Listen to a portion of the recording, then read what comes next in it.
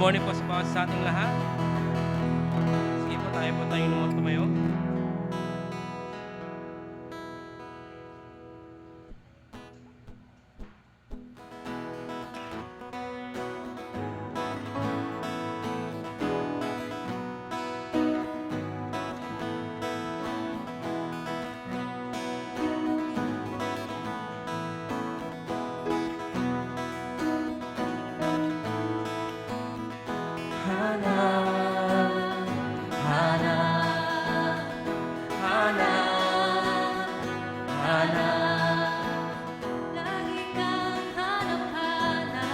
Kamusta ka na?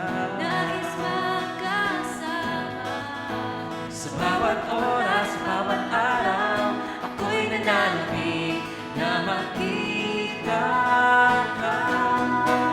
kapatid. Hanap, Hanap, hanap, hanap. lagi kang hanap-hanap. Kamusta ka na? Nais magkasama Sa bawat oras, sa bawat araw, ako'y nananabik na makita ka. Kapatid, hanap, hanap, hanap, hanap. Sa tuwing ikaw ay kasama, ako'y sumisigla. ang presensya mo. Kalakasan mo tayo purihin, itaas ang ngalan niya. Sa tuwing ikaw ay kasama, ako'y sumisigla. Ang presensya mo. Ang kalakasan mo, Tayo nagpurihin. itaas ang ngalan niya.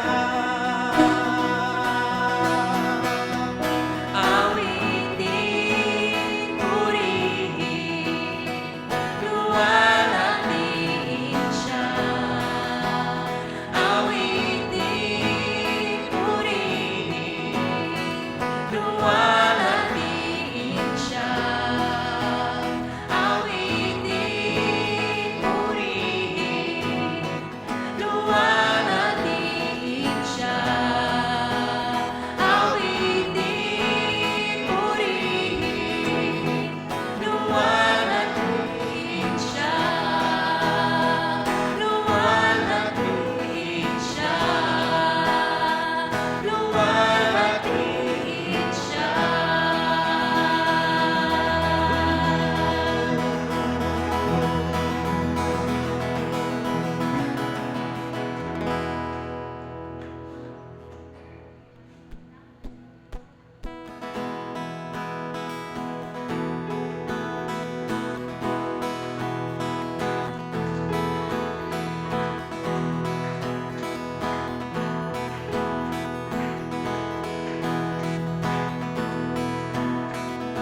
Gising sa umaga, pag-ibig mo'y nadarama. Biyaya mo'y sapat at higit pa. Gising sa umaga, dala ang pag-asa. Dahil sa'yo lamang napupunta. Pag-gising sa umaga, pag-ibig mo'y nadarama. Biyaya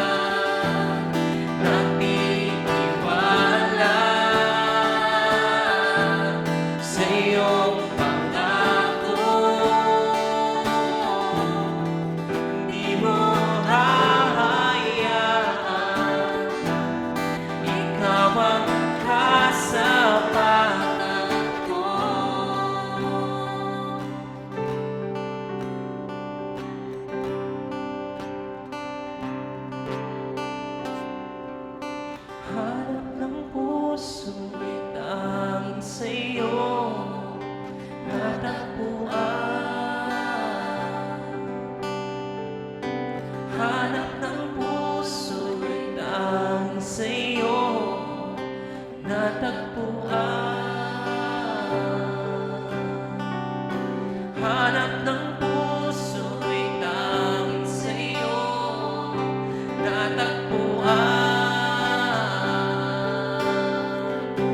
Hanap ng puso'y tanging sa'yo natagpuan.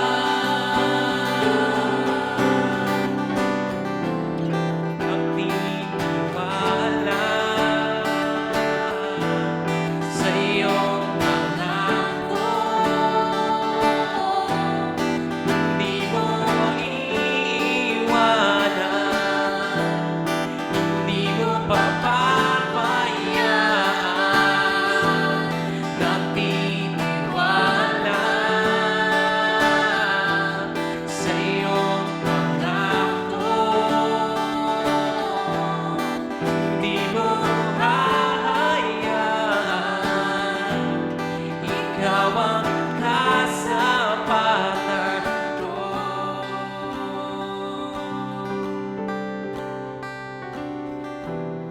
Nagtitiwala sa iyong pangako, di mo iiwanan, di mo pababayaan. Nagtitiwala sa iyong pangako, di mo hahayaan. Ikaw ang kasapatan ko.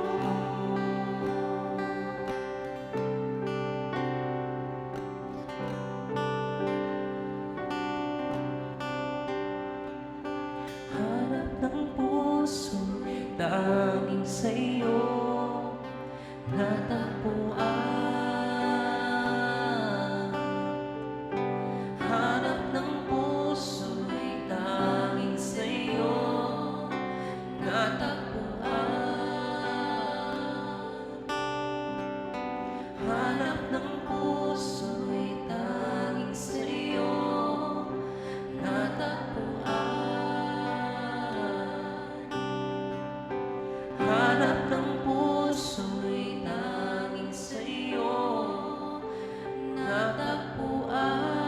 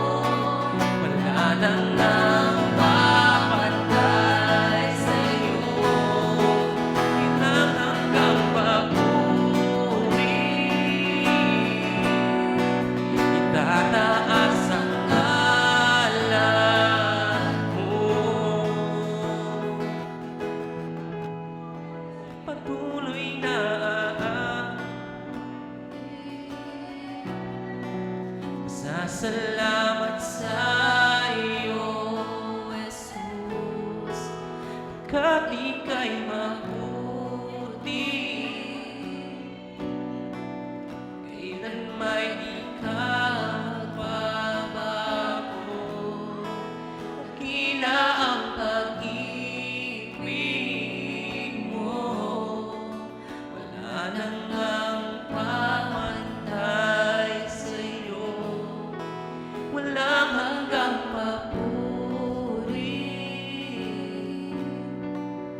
Tataas ang ngalan mo.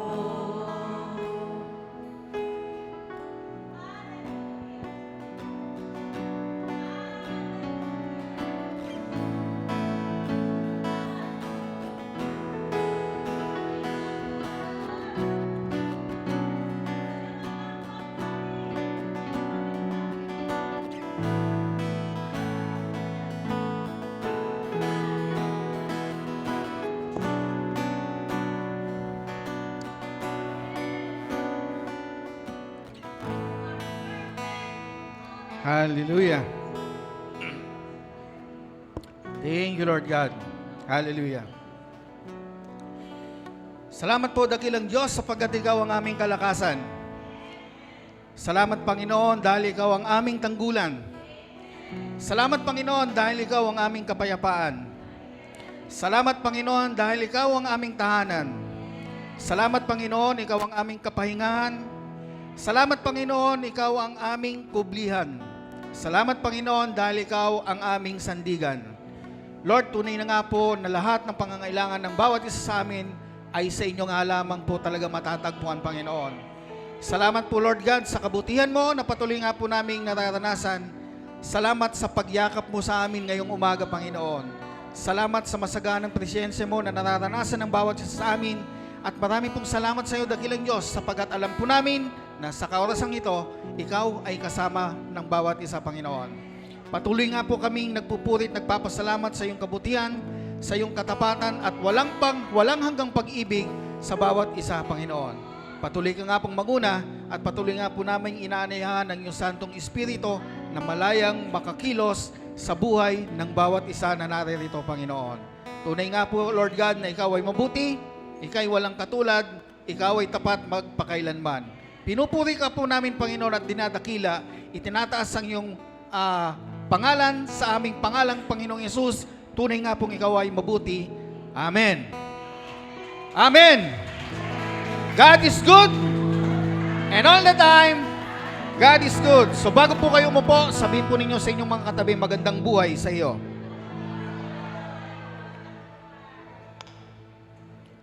Thank you, Lord God.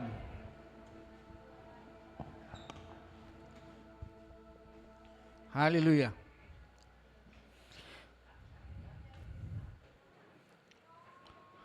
Thank you, Jesus. Alam po ba ninyo na habang inaawit po natin itong mga napakagandang mga composition ng ating mga music team, nauunawaan natin o lalo pang nadadagdagan yung kaalaman natin doon sa Panginoon na pinaglilingkuran natin. Kumbaga talagang na-amaze ka doon sa patuloy niyang ginagawang kagandahan ng kalooban sa bawat buhay natin. So, minsan hindi natin maiiwasan na talagang maiiyak tayo dahil sa kabutihan ng Panginoon, dahil talaga namang mabuti siya.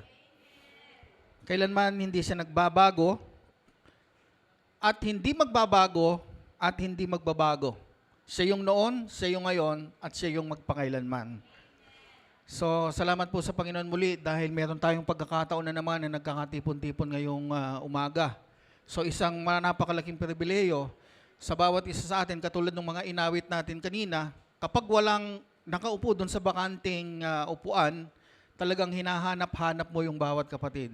Ang sabi pa po doon sa awit, makita lamang po yung presensya ng bawat isa, yun yung magiging kalakasan natin. Yun yung napakagandang paalaala sa bawat isa sa atin na gustong sabihin ni Lord. So bakit po tayo naririto ngayong umaga? Bakit tayo nakaupo ngayong umaga? Siyempre meron na naman po tayong inaasahan na nais na ipaalala uli ng ating Panginoon para tayo lagi ay mamuhay ng maayos at mapayapa sa buhay nating ginagalawan ngayon. Lahat naman po tayo, ang gusto natin magandang buhay, at yun naman yung pangako talaga ni Lord sa atin. Yung plano niyang napakaganda, kailanman hindi mababago yun. Maganda yung plano niya sa iyo noon na nangyari na, maganda yung plano niya sa iyo ngayon na nangyayari na, at maganda pa rin yung plano niya bukas na mangyayari pa.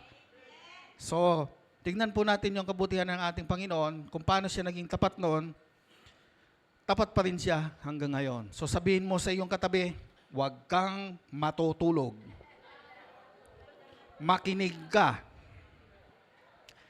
So last week, ang naging topic po namin nung nakarang linggo ay peace in the middle of the storm, o kapayapaan sa gitna ng bagyo.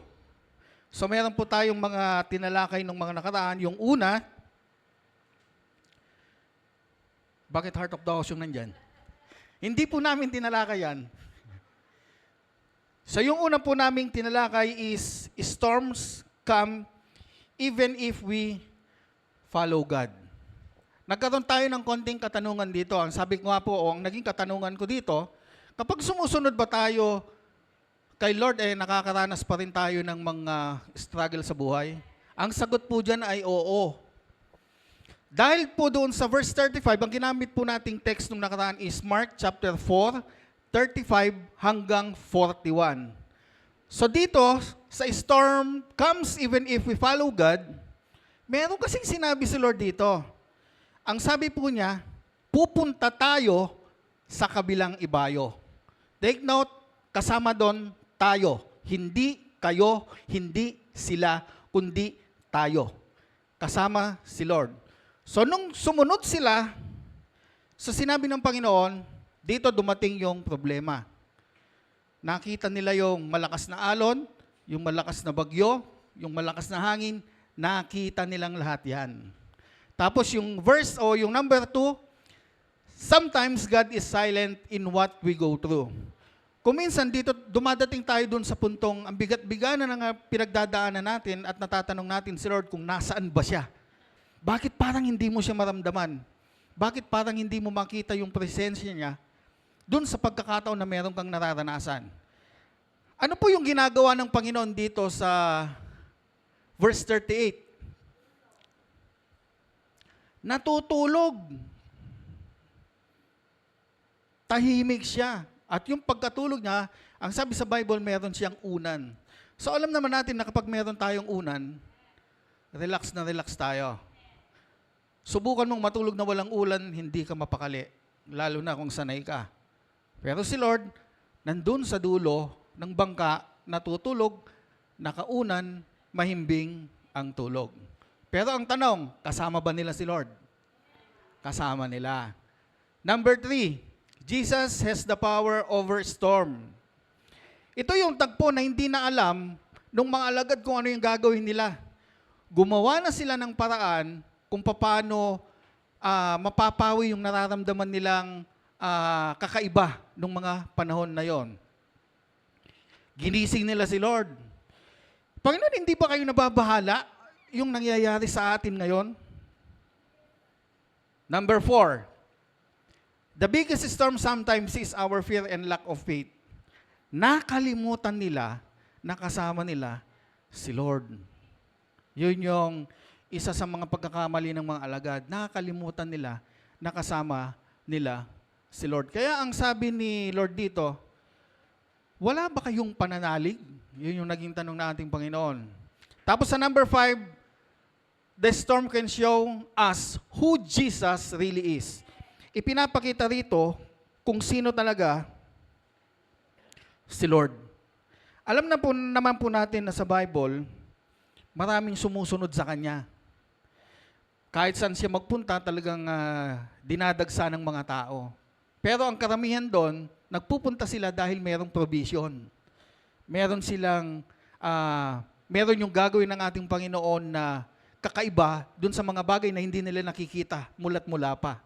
Hindi ba nagpakain si Lord ng libu-libong mga tao? sa pamamagitan ng 2 isda tsaka 3 24/7. 3 tinapay.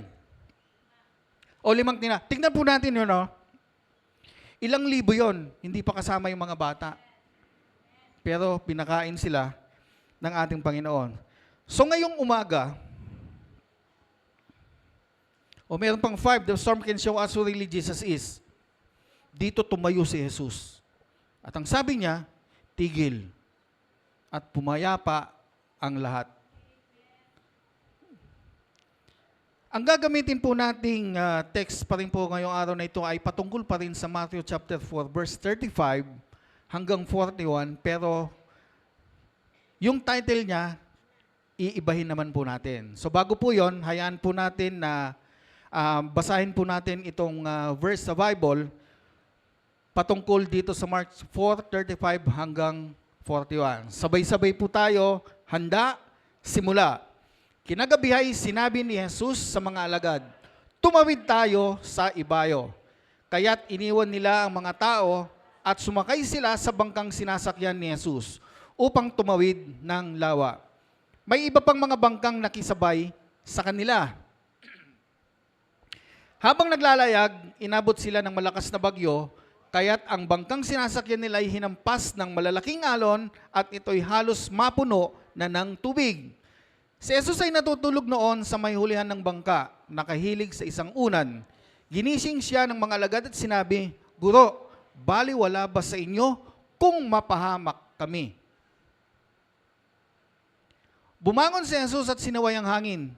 Tigil, at sinabi sa lawa, tumahimik ka. Tumigil nga ang hangin at tumahimik ang lawa. Pagkatapos sinabi niya sa mga alagad, bakit kayo natatakot? Hanggang ngayon ba'y wala pa rin kayong pananampalataya? Natakot sila ng labis at namangha. Sabi nila sa isa't isa, anong klaseng tao ito? Pati hangin at lawa ay sumusunod sa kanya. Ilang beses na po nating narinig itong mga pananalitang ito na mula sa Biblia. At meron po tayong mga iba-ibang mga title na ginawa kahit na yung mga napapakinggan natin sa iba't ibang mga tagapagturo ng banal na kasulatan, iba't iba yung mga pamagat nila at iba't iba yung mga paliliwanag. Pero ang tinutukoy, iisa. Si Jesus lang. So dito makikita po natin yung katapatan ng ating Panginoon sa buhay ng bawat isa. At lahat tayo, dumaraan po ang bawat isa sa atin dun sa bagyo o tinatawag na bagyo ng buhay. So ito po yung magiging title ng ating mensahe ngayong umaga. Sabihin po ninyo, never give up. Ano po yung nakikita ninyo sa larawan? Sino yung hindi sumusuko?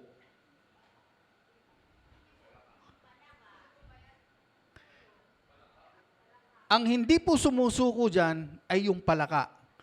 Bakit? Kahit na nakasulpak na siya dun sa bunganga nung kung anumang klaseng hayop yan, pero yung kamay niya nakasakal pa rin dun sa leeg. Ito po ay nililirawan ng buhay mo. Hindi ikaw yung ibon, ikaw yung palaka. Hindi ka sumusuko. Talagang sinasakal mo, talagang lumalaban ka. Ikaw yan. Wala nang iba. Kaya sabihin mo sa katabi mo, ikaw yan. Huwag kang magtaka, ikaw yan. Lahat kasi tayo talagang dumaraan sa mga pagsubok. Iba't ibang mga pagsubok at meron tayong mga tinatawag na bagyo sa buhay. Ano po ba itong mga ito? Minsan hindi natin maiiwasan na magkakaroon tayo ng mga problema patungkol sa ating pamilya. Problema sa mag-asawa, problema sa mga anak, problema sa mga apo, problema sa mga kamag-anak. Meron tayong mararanasan na ganyan. So isa ito sa mga nagiging sanhi o nagiging bagyo sa buhay ng bawat isa sa atin. At meron ding problema sa pag-aaral. Yung iba gustong makapag-aral pero hindi makapag-aral dahil walang kakayanan financially. Marami po yung mga ganyan. At meron din naman yung mga tao, merong kakayahan financially, hindi naman sila nag-aaral. May mga tagpong ganyan. So isa din ito sa nakikita nating parang nagiging problema ng mga magulang at ganun din po yung mga estudyante. Gusto nilang mag-aral, hindi makapag-aral, may pang-aral, hindi naman nag-aaral. Sang kalulugar. Pangatlo, minsan sa ating mga kalusugan, meron tayong mga bagay na pinagdadaanan patungkol sa ating mga kalusugan. Ito yung isa sa mga nagiging problema ng ilan na kapag nalaman nila na meron silang ganito, tuluyan silang nalulugmot at nanghihina dahil dun sa kanilang mga narinig. Pero lagi nating tatandaan, bagamat ang mga doktor at mga nurses ay binigay sa atin ng Panginoon para ayusin yung mga pangangatawan natin, pero wala sa kanila yung huling pananalita na kay Lord lang. Kahit na tinaningan ka na ng doktor, maraming pwede ka pa rin makasurvive dahil hindi sinabi ni Lord sa iyo na hanggang dyan ka na lang. Pang-apat, sa pananampalataya kuminsan. Katulad ng mga nakaraan o katulad nung sila'y nasa bangka, nakalimutan nila na kasama nila si Lord. Kasi ang alam nilang nila, si Lord, isa po siyang guro, isa siyang propeta, isa siyang provider. Pero nakalimutan nila na kaya palang kontrolin ni Lord ang lahat ng bagay sa mundo. Nakontrol nga niya ang hangin nakontrol nga niya yung alon. At dito, ipinakita ni Lord na hindi siya limitado sa anumang mga bagay dito sa paligid natin. Kaya yung mga problema na kinakaharap ng bawat isa, maraming pagkakataon talagang hindi mo kaya. Pero nakatayo ka pa rin, matatag ka pa rin dahil nandyan si Lord sa iyo. Yun ang wag na wag po natin kakalimutan. Ang sabi nga ng isang mangangaral, nung mga panahon nung yon sa Old Testament, nagpapakita si Lord sa mga panahon na kailangan siya. Pero sa panahon po natin ngayon, nasa atin si Lord. Nasa New Testament na po tayo. Si Lord, hindi na po siya umaalis sa atin at wala siyang planong umalis sa bawat isa sa atin. Nagkakaroon lamang po tayo dito ng problema at itong faith natin, kuminsan hindi natin nagagamit dahil nauuna yung mga takot natin sa buhay. Sino po yung may mga takot dito? Lahat tayo meron. Pero pinapalitan niya ng pananampalataya ni Lord. Dahil yun yung gusto niya sa atin na mabuhay tayo ng may pananampalataya at lubos na pagtitiwala sa ating Panginoon. Number 1, don't give up because Jesus is with you. Sabihin po ninyo sa inyong katabihan.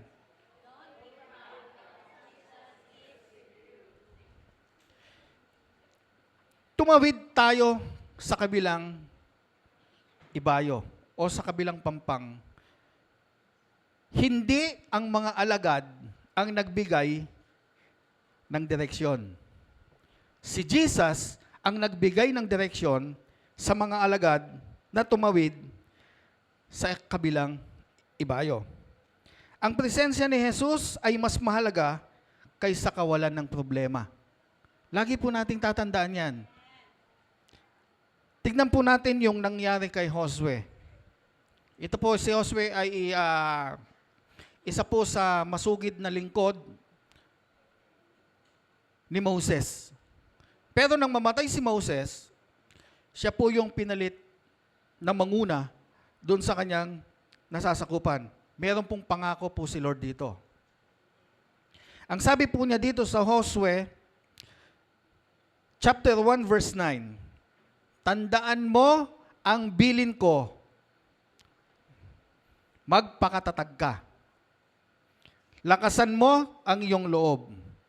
Huwag kang matakot o mawalan ng pag-asa, sapagkat akong si Yahweh na iyong Diyos ay kasama mo saan ka man magpunta.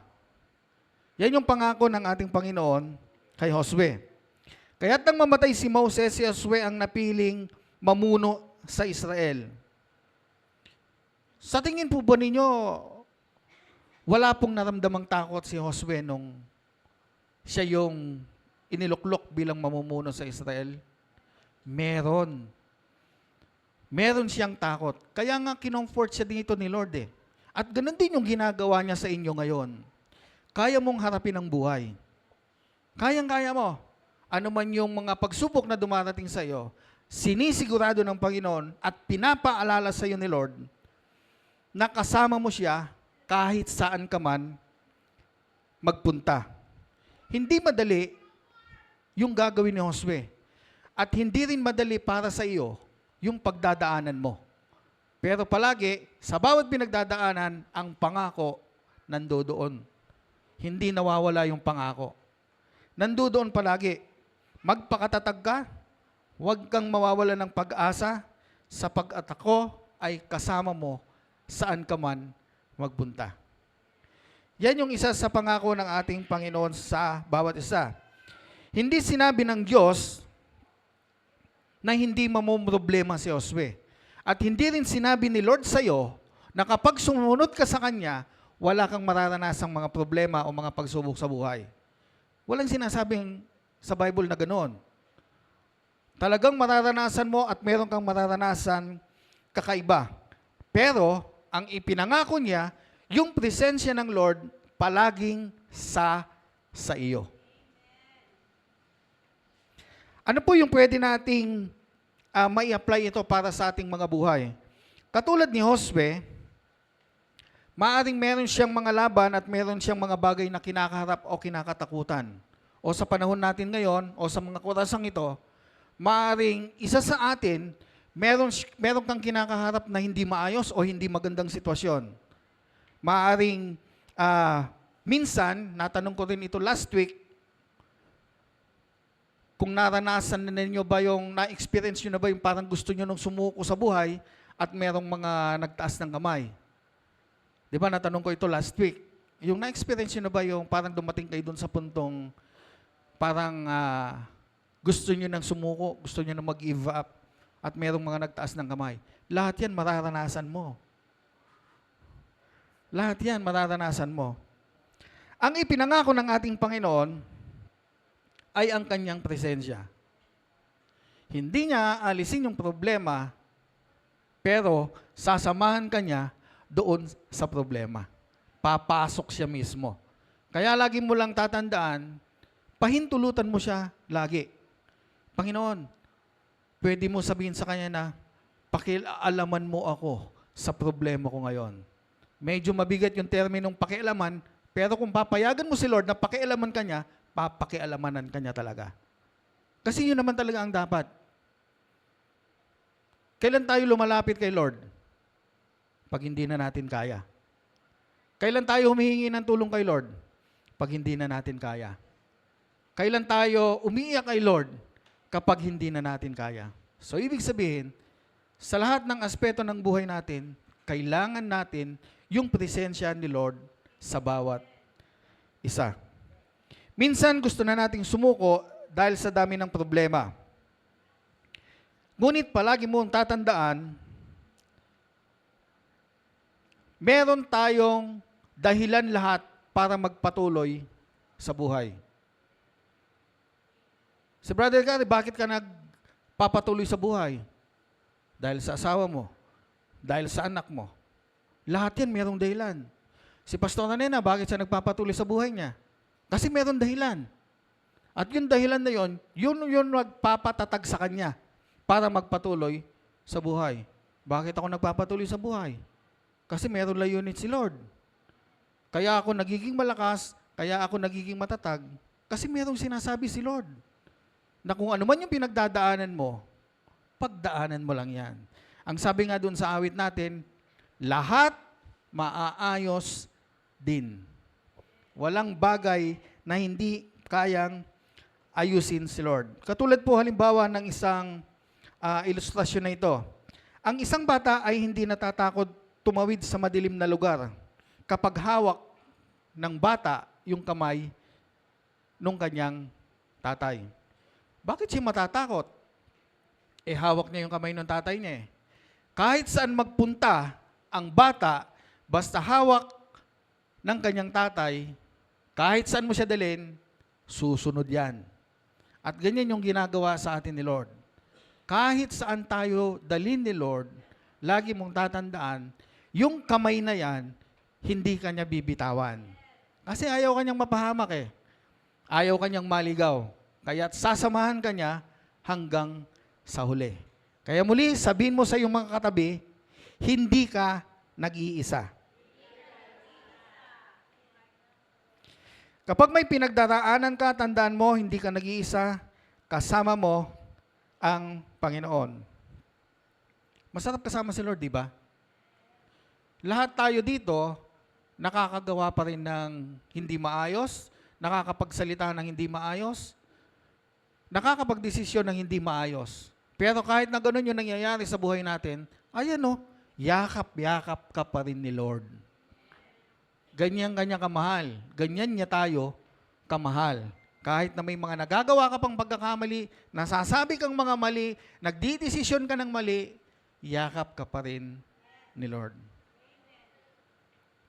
Wala siyang planong bitawan ka. At ako, nalalaman ko, ni sumagis sa kaisipan ni Lord, naiiwanan ako, hindi niya ginagawa. Kasi mabait si Lord eh. Pangalawa, don't give up because the storm is not better than Jesus. Meron bang mga problema na higit pa kay Jesus? Wala. Huwag sumuko dahil ang bagyo ay hindi higit kay Jesus. At bumangon siya. Sabi po sa 37 and verse 39, at sinaway ang hangin, malakas ang bagyo at natakot ang mga alagad, ngunit isang salita lamang ni Jesus ay tumahimik ang hangin at ang dagat. Walang problema na mas malaki pa kesa kay Jesus. Walang problema na mas malaki pa sa ating Panginoong Yesus. Kaya ang sabi po dito, the storm is great, but Christ is greater. Malaki yung problema mo, pero mas malaki pa rin ang Diyos kesa sa problema mo. Halimbawa, ito po yung biyaya. Ito po yung biyaya. Ito lang po yung problema mo. So kung titignan mo, sakop pa rin ni Lord. Matatakpan pa rin niya. Ganyan yung biyaya ni Lord sa atin.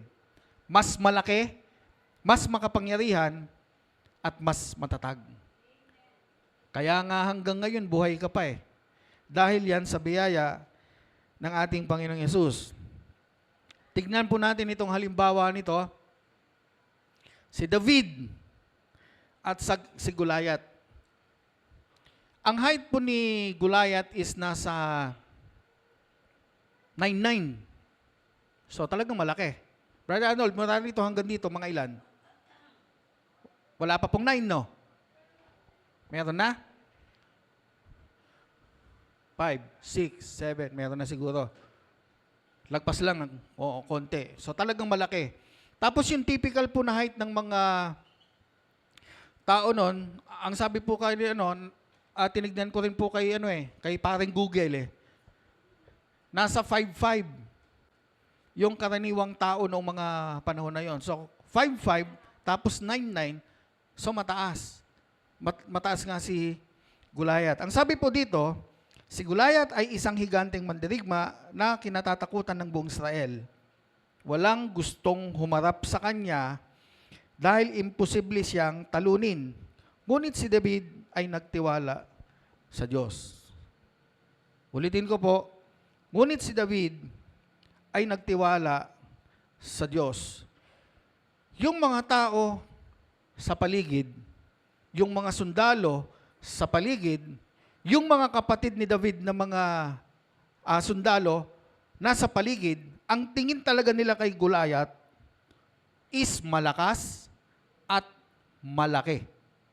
Yun yung nakita nila. Bakit hindi nila sinugod si Goliath?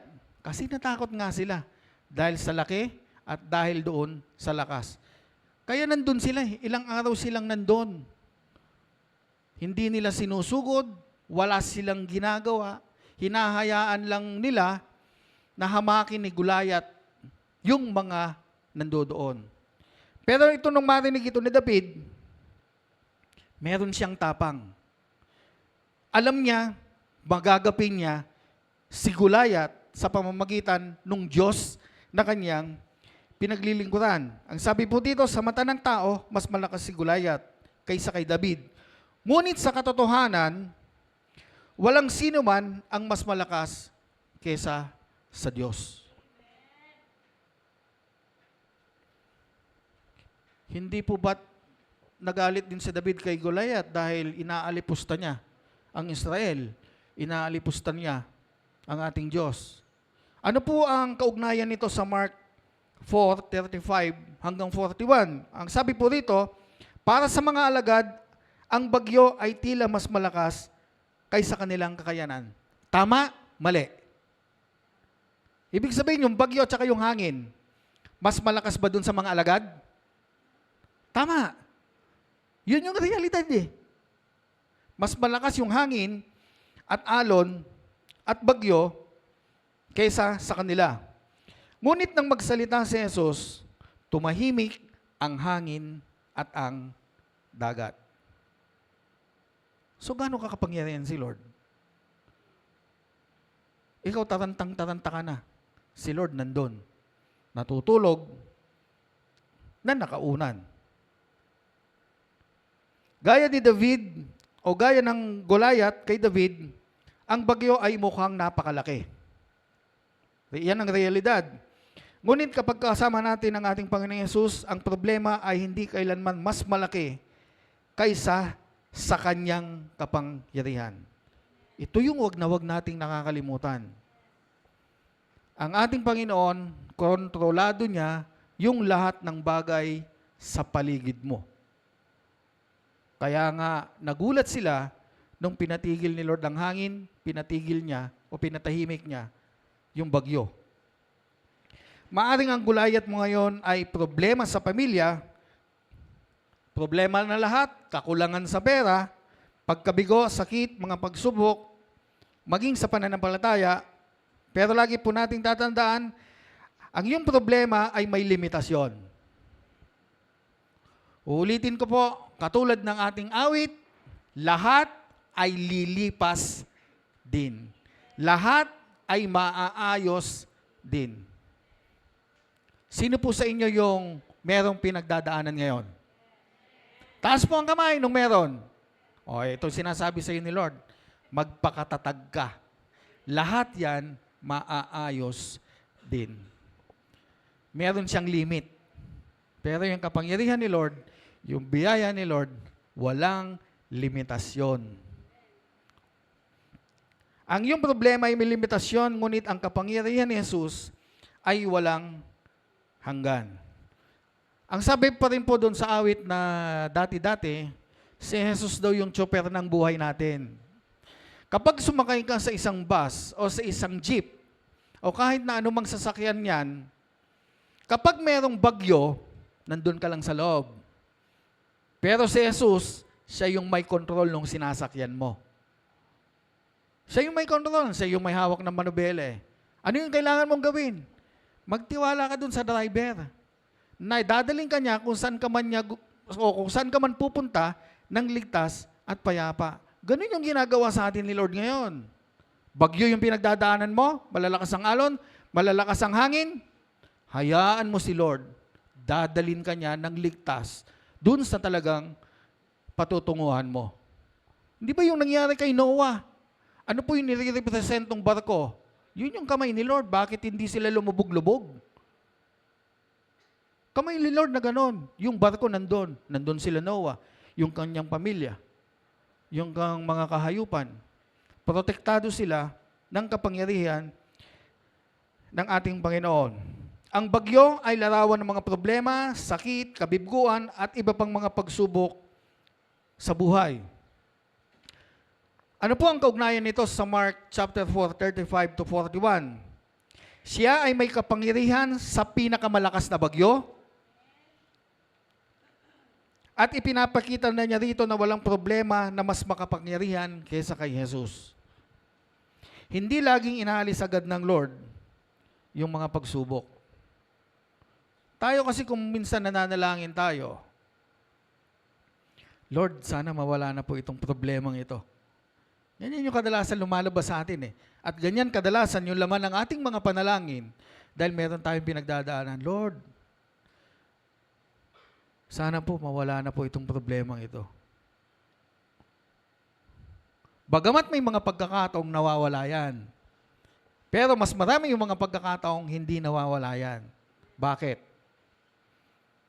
Dahil gusto niya, kasama siya doon sa pinagdadaanan mo. Mamaya meron po tayong makikitang example patungkol po dito. Minsan pinapayagan niya ang mga pagsubok upang maturuan tayong magtiwala sa Kanya ng higit. Kapag masaya naman tayo, masaya tayo, di ba? Wala tayong iniisip na problema eh. Kapag masaya tayo, Lord, thank you. Pero pag may problema ka, nakaluhod ka, umiiyak ka, nagmamakaawa ka, talagang binubuhos mo lahat yung laman ng puso mo kay Lord. Saan ka tumatatag? Sa oras ng masaya o sa oras ng may mga pagsubok? Sa oras ng may mga pagsubok. Kaya lang nakikita lang natin, Lord, hirap na ako, Lord. Parang hindi ko na kaya, Lord. Ang nakikita natin palagi yung mga sarili natin. Hindi po kami exempted dun sa mga ganong mga sitwasyon. Sa mga pastors? Hindi. Hindi kami exempted sa mga ganong nararanasan nyo. Kung tutusin, mas mahirap pa nga yung nararanasan namin dahil marami kang mga bagay na dapat na gawin pero hindi mo nagagawa. Pero masaya ka naman sa ginagawa mo, sa pinagagawa sa iyo ni Lord. Habang dumaraan tayo sa hirap, natututo tayong manalangin. Ano yung panalangin po natin? Lord, Panginoon. Panginoon, Lord. Lord, Panginoon. Yun yung madalas na hinihiling natin. Lord, Panginoon. Panginoon. Panginoon. Pero dapat tanggapin po natin, oo, ang Panginoon ay palaging yes sa bawat panalangin natin.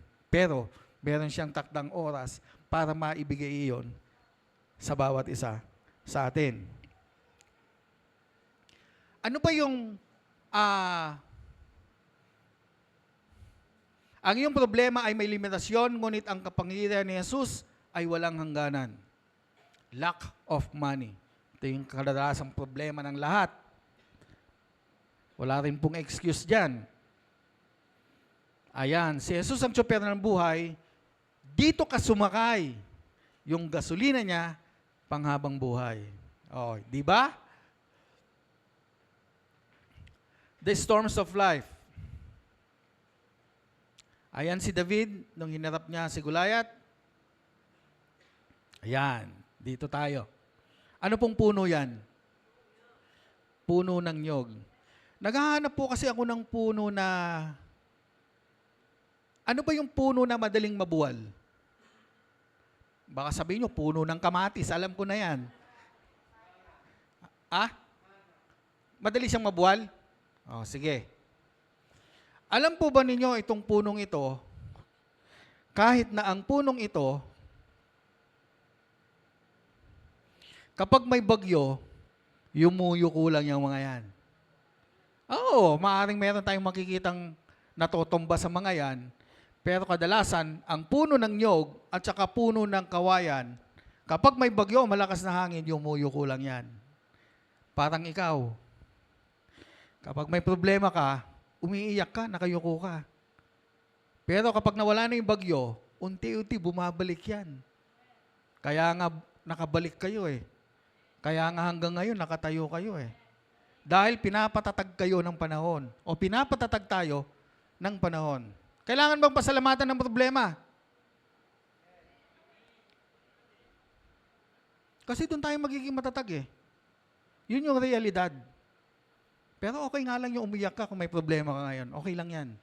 Yun yung realidad. Pero tatandaan mo, ang puno ng nyog at ang puno ng kawayan, kapag malakas ang ulan, malakas ang hangin, yuyuko lang yan. Pagdating ng takdang panahon, pagkatapos ng bagyo, pagkatapos ng hangin, babalik at babalik yan. Ganyan ka. Yumuyuko ka panandalian, pero bumabalik ka din.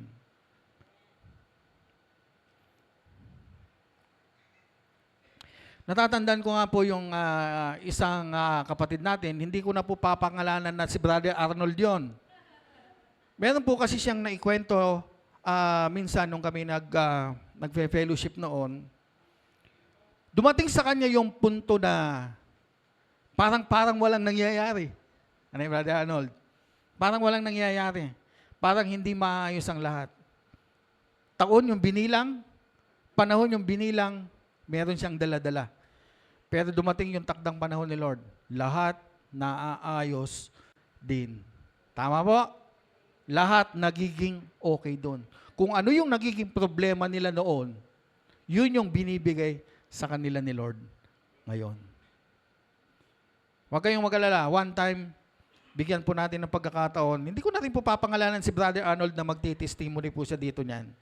Para maipaliwanag po niya sa atin yung na-share niya po sa atin ng mga nakaraan na kung ano yung ginagawa ng Panginoon sa kanila o sa kanilang pamilya.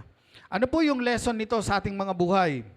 Ganyan din ang buhay ng tao. Ang mga pagsubok, problema at bagyo ay buhay ay hindi laging para wasakin tayo. Hindi para laging sirain tayo. Kadalasan ginagamit ito ng Diyos upang palilimin ang ating mga pananampalataya. Pagtitiwala at panalangin. Kasi pag may mabigat kang problema, talagang lalapit ka kay Lord eh. Talagang kakausapin mo siya eh. Ang puno ay hindi tumitibay sa panahon ng katahimikan. Kundi sa panahon ng hangin, gayon din ang pananampalataya ay hindi lumalakas sa kawalan ng pagsubok kung hindi sa pamamagitan ng bagyo sa buhay. Nasusukat ang ating faith kapag meron tayong pinagdadaanan. Kaya sabihin mo sa iyong katabi, matatag ako sa biyaya ng Panginoon.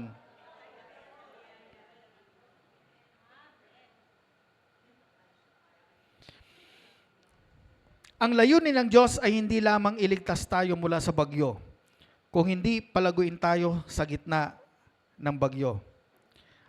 Ito po yung dapat natin na i-apply sa ating mga buhay. Ang sitwasyon ay tila imposible sa atin, pero sa Diyos, walang imposible. Ba, parang ito na po yata yung number 3. Okay pa po tayong lahat? Pangatlo pa lang po tayo. Nasa 33 po ito eh. So ito na po yata yung pinakamahabang mensaheng maririnig ninyo. Nasa pangatlo pa tayo, so ibig sabihin meron pang 30. Don't give up because faith grows with trial. Lumalago tayo dun sa mga pagsubok. Ito yung nabanggit po natin kanina. Hindi tayo lumalago doon sa mga bagay na puro masasaya.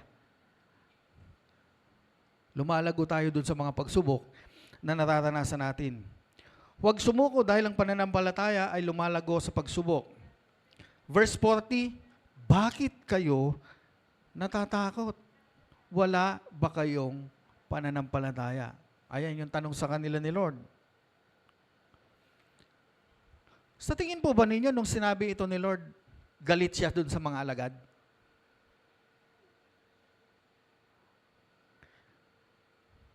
Ulitin ko po.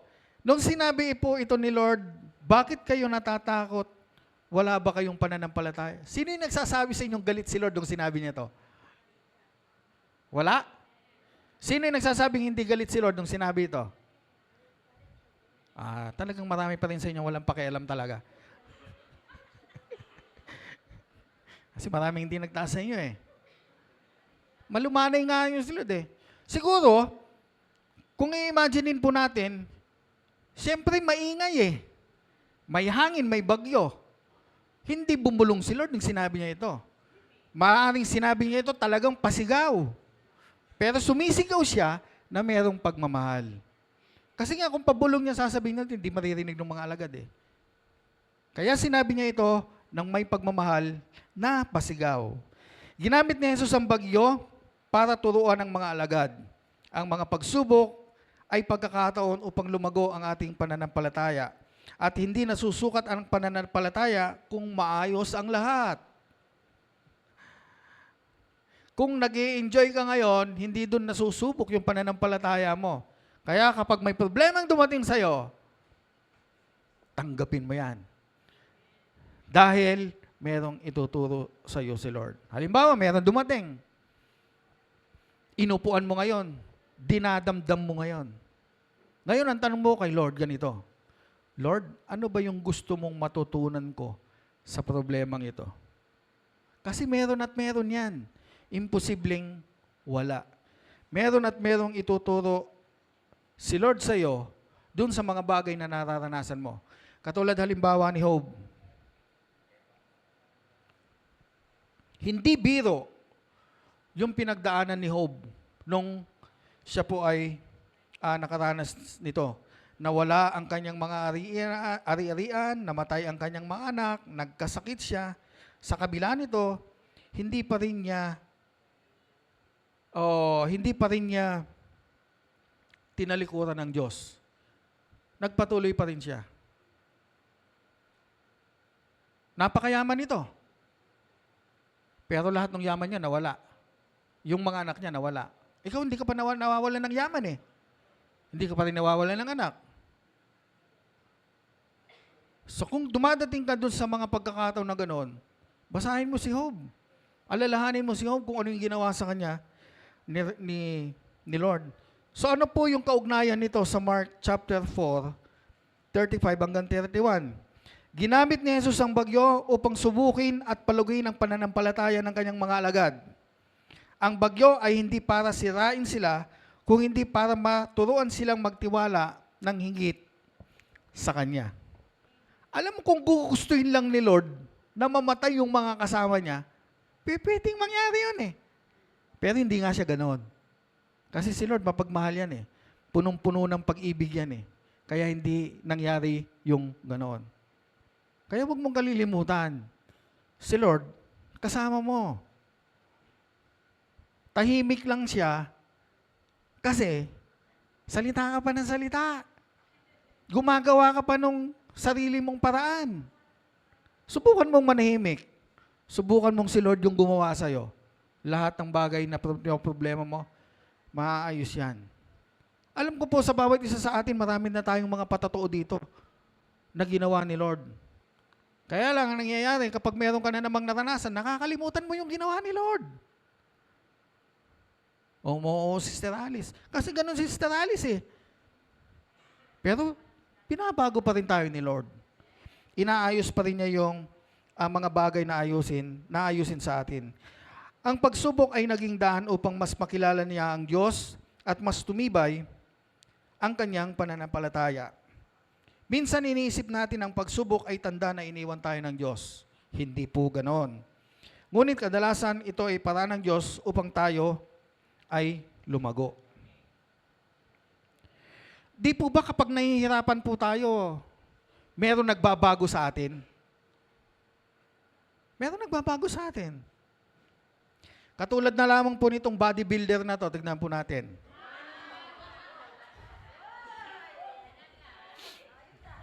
Alam po ninyo, bago ko po na-achieve yung katawan na yan, sumakit itong mga braso ko. Sumakit itong mga hita ko. Talaga sumakit po yan. Alam po ninyo, pag nagdadamit ako noon, meron yung pagkakataon na inaano ko si Jelly, sinasabihin ko, mahal, pakisuot nga yung t-shirt. Kasi masakit yung... Natatawa kayo, totoo pong nangyari yon. Nung dalawa po kami ni Mac, nung nag-gym po kami. Talagang ilang araw din po ako umabot. Pag nagti-t-shirt ako, talaga nagpapatulong ako kay Jelly. Ganyan! Tingnan. Yun nga lang, ang nangyari, puro kanin, lamig ang kinain ko. Kaya ilan niyang packs yan? 6, 6-pack. Ngayon, isa na lang. 8.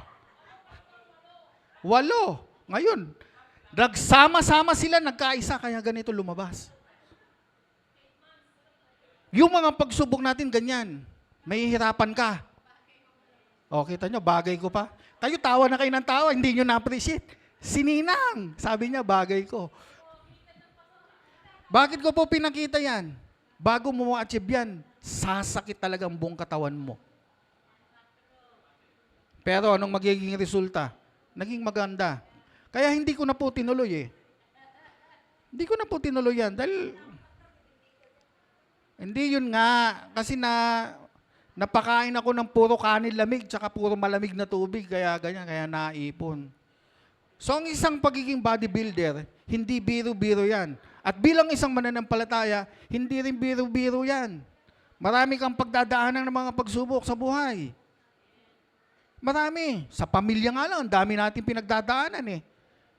Sa pamilya na lang, maraming hindi naniniwala sa iyo eh. Sa pamilya nga lang, minamalit ka na eh. Sa pamilya nga lang, kung ano-ano na yung sinasabi sa iyo eh. Pero lagi natin tatandaan, lahat yan pagdadaanan mo. Lahat yan, magiging maayos ang buhay mo kapag naayos mo lahat yan. Yung mga dapat mong gawin na pagtitiwala sa ating Panginoon, yun ang pinaka-importante. Tulad ng ginto, makikita natin ang tunay na ginto kapag ito ay idinaan sa apoy. Yung dumi, humihiwalay ng kusayan. At ganun yung ginagawa sa atin ni Lord. Yung apoy, yun yung mga problema natin. Yun yung mga trials natin. Yun yung mga pagsubok natin. Lahat tayong naririto, imposibleng wala kayong problema. Kapag wala kayong problema, yun yung problema ninyo. Ganun lamang po yun. Maaring meron tayong mga problemang magaan, maaring meron din tayong problemang mabigat. Ano po ba ang pagkakaiba ng siling malaki sa siling maliit? Ano? Ha? Walang pagkakaiba. Ang tinitignan nyo kasi yung size. Ang tignan nyo yung lasa. Pareho silang sili, pareho silang maanghang. So ganyan yung ginagawa sa atin ni Lord. Pino-purify niya tayo. Ano po yung aplikasyon nito sa ating buhay? Sa halip na sumuko, magtiwala sa Diyos kahit hindi mo pa nakikita yung sagot. Yun yung faith. Dina, bakit ka nakaupo dyan sa upuan? Kasi alam mo, hindi ka babagsak eh. Kaya ka umupo. So yung pananampalataya natin, ito yung mga bagay na hindi po pa nakikita, pero alam mo mangyayari. Yun yung panghawakan mo. Number 4, o ilan na lang? 29 na lang. Don't give up because Jesus is the Lord of all. Diyos siya ng lahat. Hindi lang siya Diyos o hindi lang siya provider, hindi lang siya teacher, hindi lang siya prophet. Kung hindi, Diyos siya ng lahat. Lahat ng nakikita mo sa paligid mo, lahat ng nakikita mo sa kalikasan, siya ang may gawa niyan, siya ang may kontrol niyan, at siya ang Diyos ng lahat. Huwag sumuko dahil si Jesus ang Panginoon ng lahat. Verse 41, sino kaya ito kahit ang hangin at dagat ay sumusunod sa Kanya? Ito yung tanong ng mga alagad. Natuklasan ng mga alagad ang kapangyarihan ni Jesus. Siya ang Panginoon ng kalikasan, sitwasyon ng buhay natin. Dito po sa Daniel, alam na po natin yung kwento ng tatlong magkakapatid, si Shadrach, Meshach, at Abednego. Nais ni Haring Nebuchadnezzar o Nebuchadnezzar sa Ingles. Ito po yung pinakamahabang pangalan sa Bible o trivia. Nebuchadnezzar o Nabucodonosor sa Tagalog, ito yung pinakahabang pangalan sa Bible. So ang gusto ni Hari na sumamba sila dun sa pinagawa niyang gintong rebulto. Pero itong tatlong ito, Meshach, Shadrach, at Abednego, hindi sumunod. Siyempre kapag hari yung nag-uutos sa'yo, kailangan sumunod ka. Pero silang tatlo, hindi sila sumunod. Pinaglaban nila yung kanilang pananampalataya.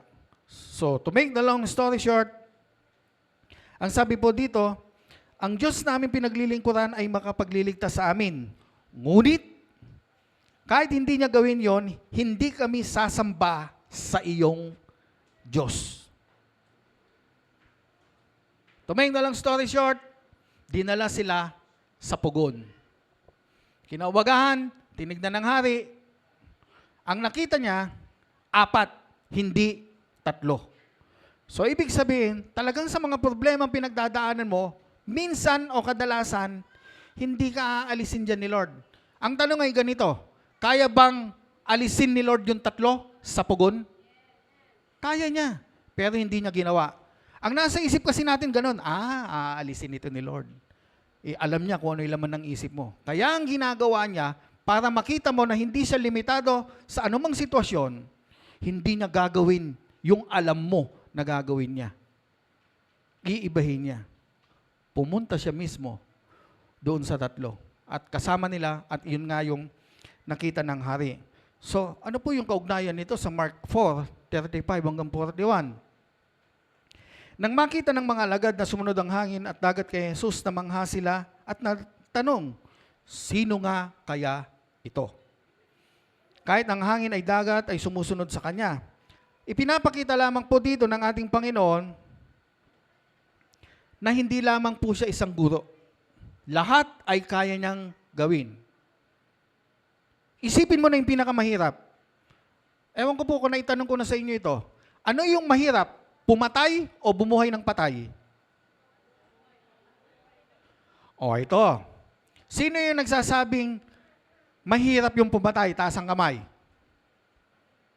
1, 2, 3. Sino yung nagsasabing mahirap bumuhay ng patay?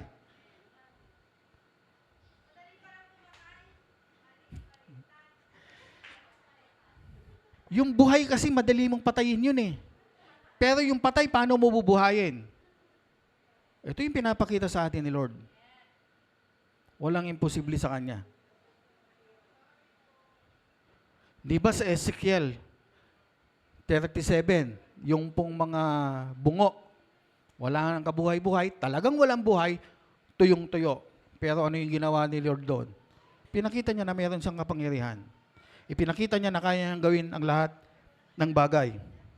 So lahat ng bagay, merong kapangyarihan ang ating Panginoon. So ano po yung mga dapat na maging aplikasyon nito sa ating mga buhay?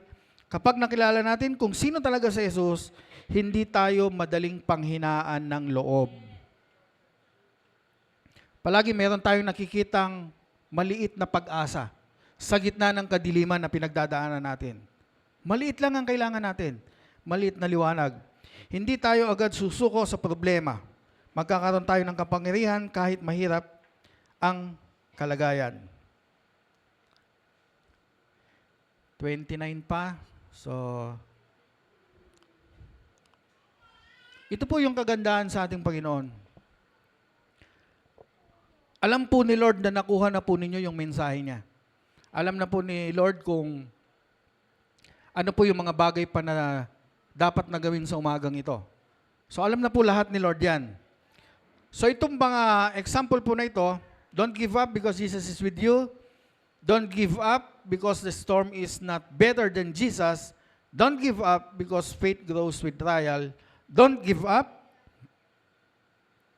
because Jesus is the Lord of all. Tandaan po natin ito. Kapag nakilala mo kung gaano kadakila si Jesus, magkakaroon ka ng dahilan upang hindi sumuko. Kaya nga lahat tayo, na-experience natin ang umiyak. Na-experience natin yung magsalita kay Lord. Na-experience natin yung nagtatanong tayo, nasaan ka Lord? Lahat tayo na-experience natin. Pero sa bandang uli, sasabihin mo pa rin, mabuti ka talaga Lord. Doon pa rin ang bagsak mo. Kaya walang problema kung maggawa-ngawa ka. Walang problema kung ano yung laman ng puso mo. Sabihin mo kay Lord, walang problema ron. Dahil ang sabi sa Bible, nararamdaman niya kung ano yung nararamdaman mo. Umiiyak siya kung umiiyak ka. Alam niya lahat yan. Nakatayo ka kung saan siya nakatayo. At ang maganda pa rito, kung sino yung pinaglingkuran nila noon, sabihin na natin kung sino yung pinaglingkuran ni Adan at saka ni Eva. Siya pa rin yung Diyos natin ngayon. Hindi siya nagbago noon, hindi siya nagbago ngayon, at kailanman, hindi siya magbabago. Si Jesus ang Panginoon ng lahat.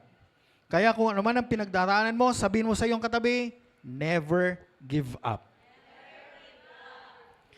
Never give up, sapagkat ang Diyos na kasama mo sa bangka ay mas dakila kaysa sa bagyong kinakaharap mo. Never give up. Huwag kang sumuko dahil kasama mo si Jesus. Huwag sumuko dahil ang bagyo ay hindi higit kay Jesus. Huwag sumuko dahil ang pananampalataya ay lumalago sa pagsubok. Huwag sumuko dahil si Jesus ang Panginoon ng lahat. Ang pahatayong Jesus na nagpatigil ng bagyo sa Mark chapter 4 ay saring Diyos na pinaglilingkuran natin ngayon. Tandaan mo yan. Kung meron pang pagtuturo sa iyo patungkol dito sa Matthew chapter 4 o Mark 4:35 to 41, basahin mo, ulit-ulitin mo. Meron pang ipapaalam sa iyo si Lord kung ano yung mensaheng nakalagay dito. Kaya nga sa bawat problema, bawat subok na dinadaanan natin, lagi pa rin nating nasasabing, God is good. God is good. And all the time, God is good. Palakpan po natin si Lord. Praise God. Grace morning po sa bawat isa. Muli po tayo ay dadako na naman sa pagkakaloob, Panginoon. Maraming salamat nga po, Panginoon, sa presensya mo sa umagang itong Panginoon. Ano mang bagyo na dumaan sa aming buhay, Panginoon, patuloy kaming lalapit sa iyo, Panginoon, upang kami ay mapanatag sa aming mga kalooban, Panginoon. Thank you, Lord God, for this. Bago tayo magkakaloob, meron po lang tayong babasahin. Santiago 1, verse 5. Ngunit kung sino man sa inyo ay kulang sa karunungan, humingi siya sa Diyos at siya ay bibigyan, sapagkat ang Diyos ay nagbibigay ng sagana at di nanunumbat. So, yun po. Ngunit kung sino man po sino po sa atin yung kulang sa karunungan, patuloy lang po tayong lumapit sa ating Panginoon ng may pananampalataya. Dahil ano man ang hihingin natin sa Kanya, siya ay magbibigay sapagkat ang Diyos ay nagbibigay ng sagana ng hindi lang sa sagana kundi sobra-sobra pa po, Panginoon. Salamat sa Panginoon dahil siya lagi ang nagpo-provide ano man hiniling natin sa Kanyang pangalan. Siya po ay laging nandyan para sa atin. Sige po, pwede na po tayo magkaloob.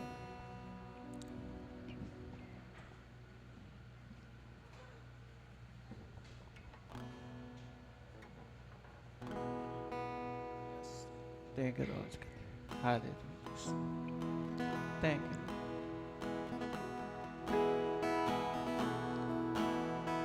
Thank you, Lord. Muli po, Panginoon, kami nagpapasalamat sa iyo, Panginoon, dahil nakapagkaloob naman po kami naman sa iyong puso, Panginoon, na ibalik namin ang aming ikapu, Panginoon, sa umagang ito, Panginoon. Lord, ano man mo ang circumstance na nararanasan namin, Panginoon, alam po namin, nandiyan ka palagi, nakatingin sa amin, Panginoon, na yakap-yakap mo, Panginoon, sa anumang aming nararanasan, Panginoon. Muli, sa iyo namin ibinabalik ang papuri at pasasalamat, Panginoon. Maraming salamat po sa umagang ito, Panginoon, dahil kami po ay nakalikom na naman, Panginoon. Nawa ito ay magamit lamang sa iyong kalooban, Panginoon. Maraming salamat nga po, Panginoon, sa mga mahawak nito, Panginoon. Bigyan mo sila ng dunong at talino, Panginoon, upang ito ay kanilang magamit sa mga pangangailangan namin, Panginoon. Lord, sa iyo namin pinabalik ang mataas na papuri at pasasalamat sa ngalan ng aming Panginoong Jesus. Amen.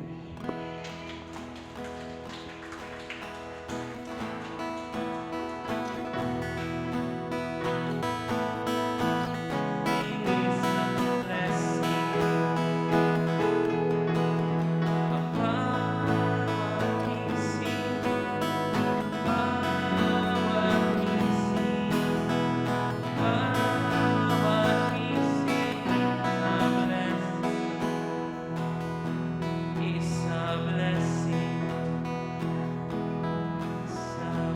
Hallelujah. God is good. And all the time, God is good. So tayo po lahat ay tumayo. Pwede niyo po bang sabihin muli sa inyong katabi, huwag kang sumuko. Kaya mo yan. Amen. So atin pong itaas ang ating mga kamay. Ang pagpapala ng ating Panginoon ay patuloy ninyong matatanasan.